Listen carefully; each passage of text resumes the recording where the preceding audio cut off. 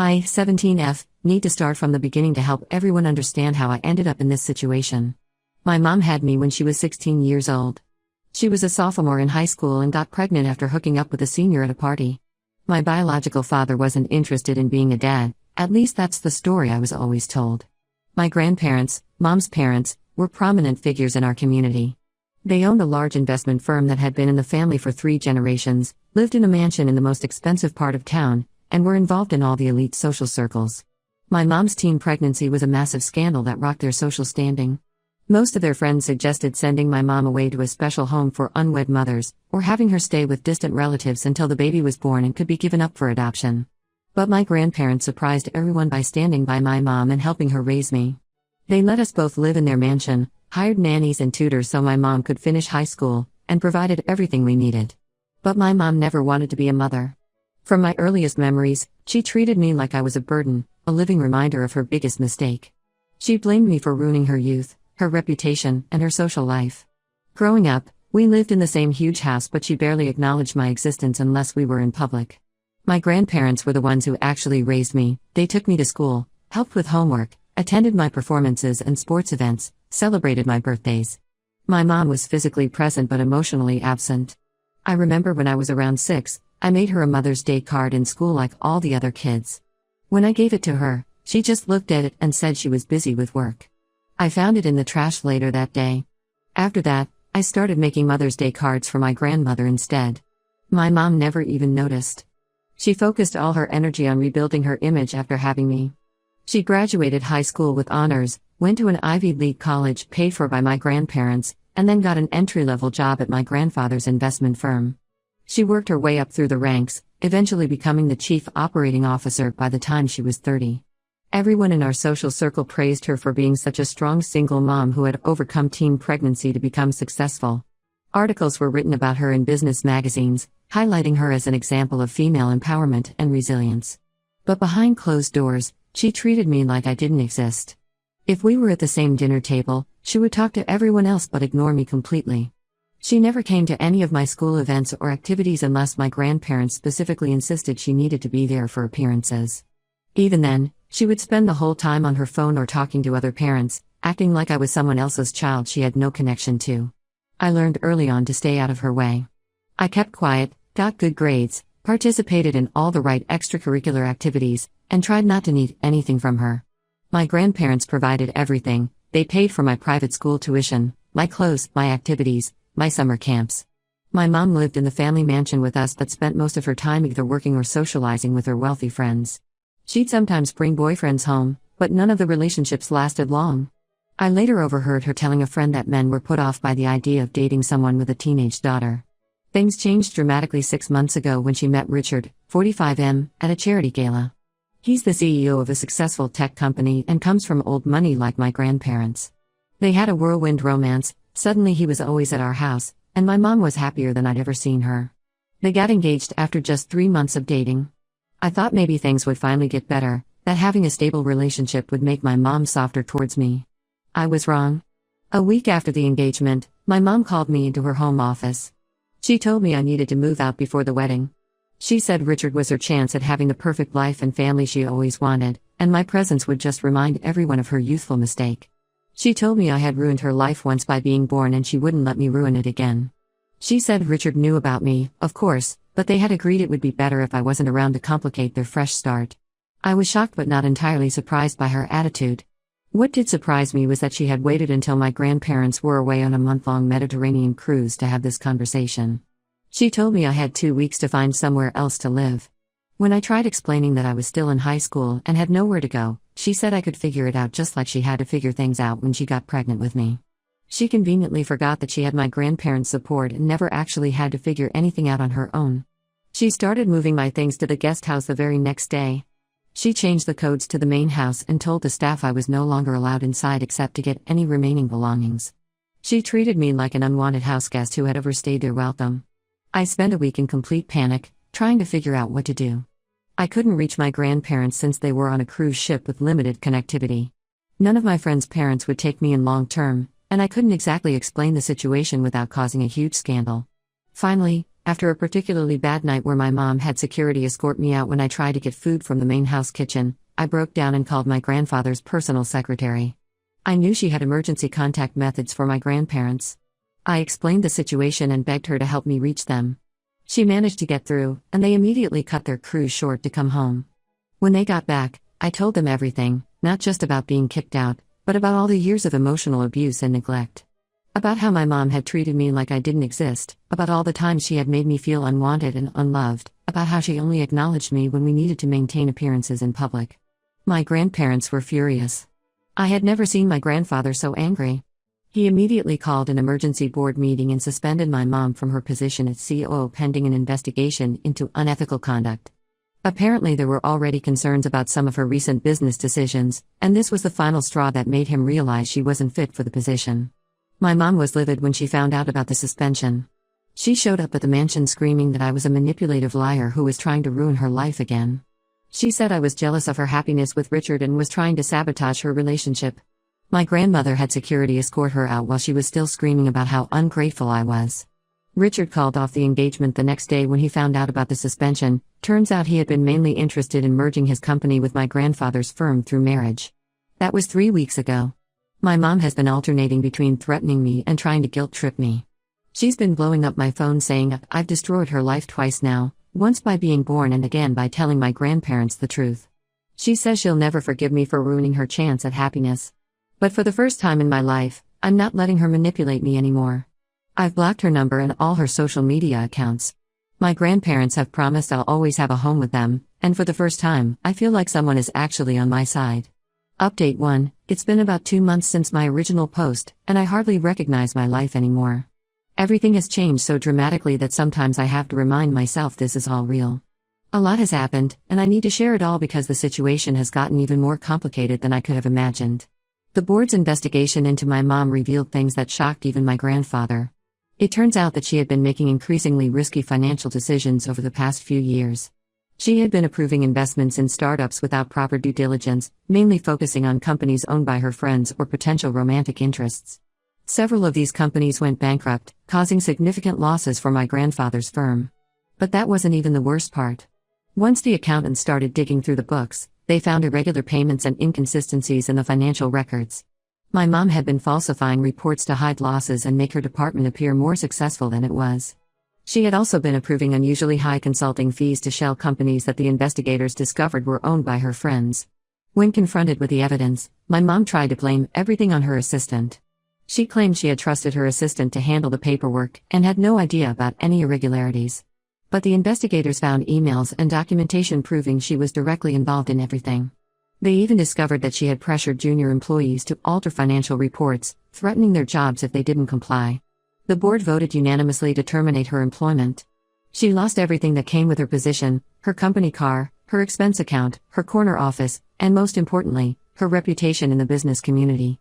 The news spread quickly through their social circles, and suddenly all those people who had praised her as a role model for working mothers were distancing themselves.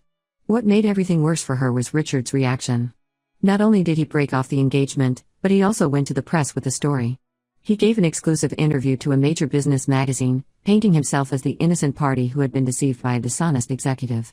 He claimed he had no idea about the financial irregularities when he got engaged to her, and he had ended the relationship as soon as he discovered the truth because integrity is a core value of his company.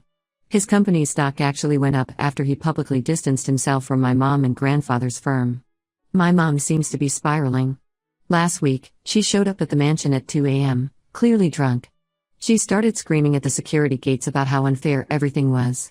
She was yelling about how she had spent her entire life trying to overcome the shame of having a baby at 16, building her career and reputation from nothing, completely ignoring all the support and opportunities my grandparents had given her, and now I had ruined everything again. Security had to physically remove her from the property while she was still screaming about how I had destroyed her life twice. But the most surprising development came from an unexpected source. After news of my mom's firing made the local papers, some of her old high school classmates reached out to me through social media.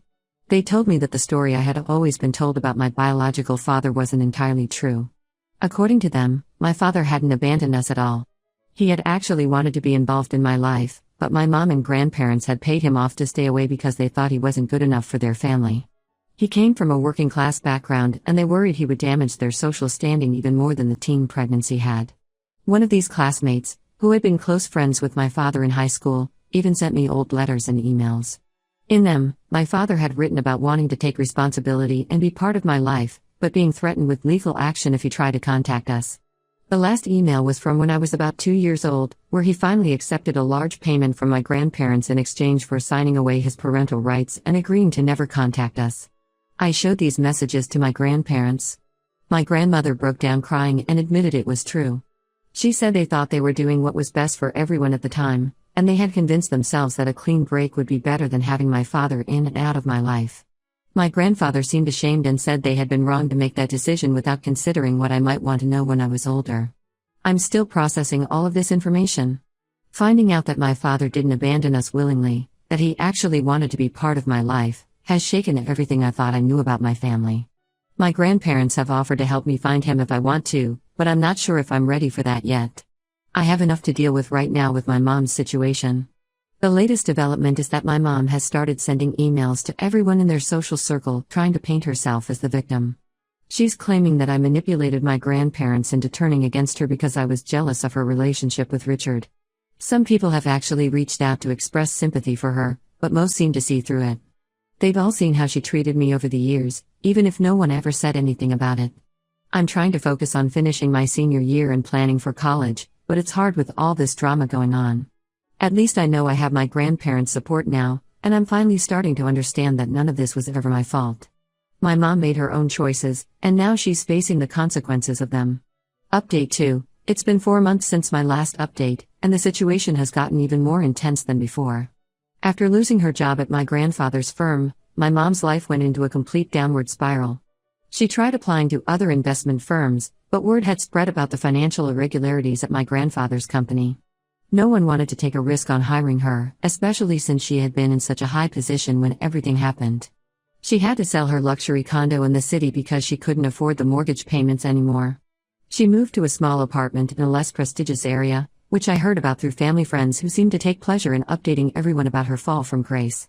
She also had to sell her designer clothes and bags to cover her basic expenses. From what I heard, she even tried to start a financial consulting business, but no one would hire her once they Googled her name. I started my senior year of high school last month, and I thought things were finally calming down. But then my mom showed up at school during lunch period. She was wearing clothes I'd never seen her in before, nothing like her usual designer suits. She cornered me in the cafeteria and started begging me to tell my grandparents that I had lied about everything. She said if I just admitted that I made up the stories about her neglecting me, they would give her back her job and everything could go back to normal. When I refused, she started screaming about how I was an ungrateful brat who had ruined her life. She said she should have given me up for adoption when she had the chance. Other students started recording the scene on their phones, and it was completely humiliating. The school security had to physically remove her while she was still yelling about how I had destroyed everything she had worked for. The school called the police, and they've now issued a restraining order preventing her from coming near the campus. The videos of her meltdown spread through social media, which made everything even worse for her. Some local news websites picked up the story, connecting it to her firing from my grandfather's firm. This led to the biggest revelation yet. My grandfather's lawyers were going through old company records as part of the standard post-termination audit when they discovered something shocking. They found evidence that my mom had set up several secret accounts over the years and had been siphoning money from the company. She had created fake consultancy contracts and had been transferring small amounts regularly, not enough to raise immediate red flags, but it added up to a significant sum over time. The lawyers found that she had stolen nearly $300,000 over the past 5 years. She had been using the money to maintain her lavish lifestyle, expensive vacations, designer shopping sprees, fancy restaurants. All while telling everyone she was just good at managing her COO salary. My grandfather was devastated when he found out. He said it wasn't even about the money, the company could absorb the loss, but about how calculating and dishonest his daughter had become. What made it even worse was that they found emails showing she had planned to steal more aggressively once she married Richard. She had been setting up additional fake contracts that would have started after the wedding, apparently believing that her position would be more secure once she was married to another CEO. The lawyers think this might have been part of why she was so desperate to marry Richard quickly and get me out of the picture. She didn't want anyone looking too closely at her activities. My grandparents felt they had no choice but to press criminal charges. The evidence was too clear, and as a publicly traded company, they had obligations to their shareholders. The police came to arrest my mom at her apartment last week.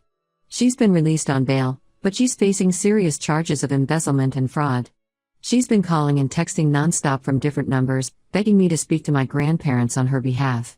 She switches between crying about how she'll die if she goes to jail and threatening to tell everyone horrible lies about me if I don't help her. I've blocked every new number she uses, but she keeps finding ways to contact me. She even sent letters to my school addressed to my teachers, trying to get them to pass messages to me. My grandparents are trying to shield me from most of it, but it's hard. The whole situation has become local news, and people at school keep asking me about it. Some of my mom's old friends have been posting nasty things about me online, saying I'm an evil daughter for letting my mother be arrested. But they don't know the whole story, and I'm done feeling guilty for other people's actions. Update 3. It's been 6 months since everything started, and I finally feel like I can breathe again. The legal drama with my mom has mostly concluded. After months of her lawyers trying to fight the charges, she finally accepted a plea deal. The prosecutors agreed to no jail time in exchange for full restitution of the stolen money, 5 years of probation, and a permanent ban from working in the financial industry. My mom had to sell everything she owned to pay back the money she stole. Her designer wardrobe, her jewelry collection, her luxury car, everything went to auctions. She even had to cash out her retirement accounts. But even after selling everything, she still couldn't cover the full amount. My grandparents agreed to consider the remaining balance paid if she signed a legal agreement to never contact me again until I choose to reach out to her. She signed it immediately. I guess avoiding jail was more important to her than having any relationship with me. She's working as a retail manager at a department store now. Someone who used to work for her at my grandfather's firm saw her there and spread the word through social media. Everyone's talking about how far she's fallen, from COO of a major investment firm to folding clothes and dealing with customer complaints. I should feel bad about it, but honestly, I don't. She's still better off than she would have been in jail. Richard got engaged again last month to another executive from a different finance company. I saw the announcement in the business section of the local paper. He made sure to include a quote about how happy he was to find someone who shares his values of honesty and integrity, obviously another dig at my mom. She apparently saw it too because she tried to break her no-contact agreement and sent me a long email blaming me for ruining her chance at a perfect life with him. I'm graduating next month, and for the first time, I'm actually excited about my future.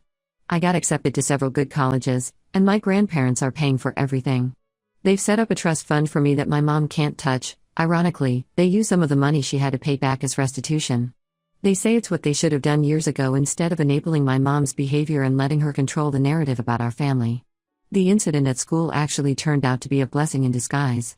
After videos of my mom's meltdown went viral, several other students reached out to tell me about their own experiences with parental emotional abuse. We formed a sort of informal support group. It's nice to know I'm not alone, and helping others has helped me process my own experiences. My grandfather revealed something interesting last week. He's been in contact with my biological father through his lawyers. Apparently, my father has been following my mom's downfall in the news and reached out to make sure I was okay. He's married now with 3 kids, living in a different state. He said he'd like to meet me if I'm ever interested, but he understands if I'm not ready. My grandfather gave me his contact information to use whenever I feel prepared for that step. I've had no contact with my mom since she signed the agreement. Her friends still occasionally try to guilt-trip me on social media, saying I'm heartless for letting my mother lose everything. But I know the truth, she destroyed her own life through her choices and actions. She lost everything because she was greedy and dishonest, not because I finally stood up for myself. I'm just glad I finally stopped letting her make me feel guilty for simply existing. My grandparents have been amazing through all of this. They've apologized repeatedly for not seeing how my mom treated me all those years. We've grown closer than ever before. My grandmother has been helping me plan my dorm room for college, and my grandfather has been teaching me about managing my trust fund responsibly. They're the parents I should have had all along.